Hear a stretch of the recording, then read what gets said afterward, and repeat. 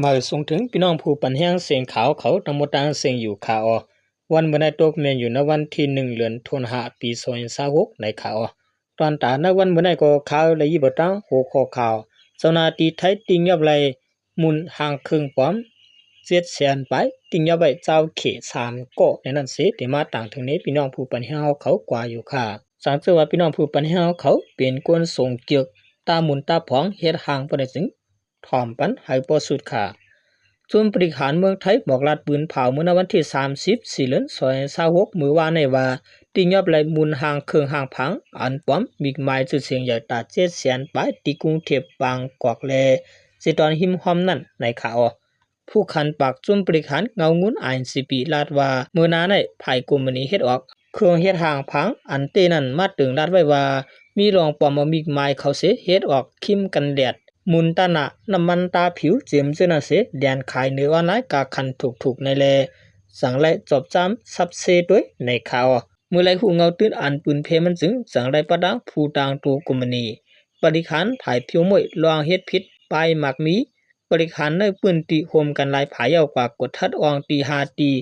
นั้นเจเวียงปากนำเจดอนสมุกประการเจเวียงปางเคเจเวียงปทุมวันและปอกบูปิกรุงเทพเมื่อป่นมาในวันที่24 เดือน2026นั้นในข่าวสังสำเร็จทบหันโฮงซิมของโกตองเครื่องเฮ็ดห่างพังเมื่อหนังคิมกันแดดน้ำมันตาผิวหนังคิมตาหนาอันป้อมมีหมายกลุ่มมันมีชื่อเสียง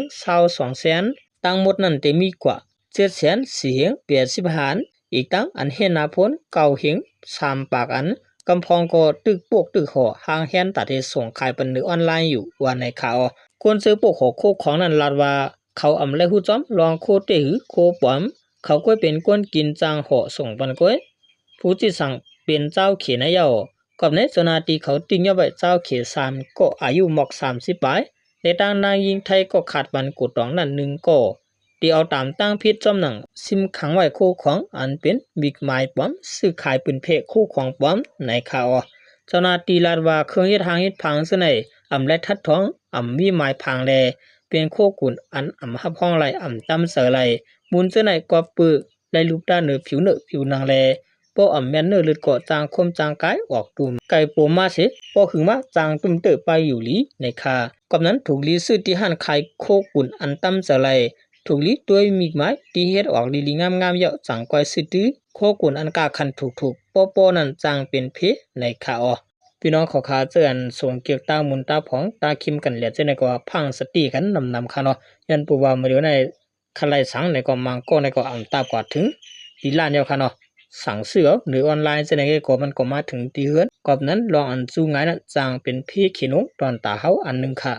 ค่ะตอนตาขาวเงาหัวในขาวเลยปุ่งออกมาตีใต้ทีวีออนไลน์เงาห่างเสียงใต้เขาเตรียมต่างไว้มีหนังในข่าว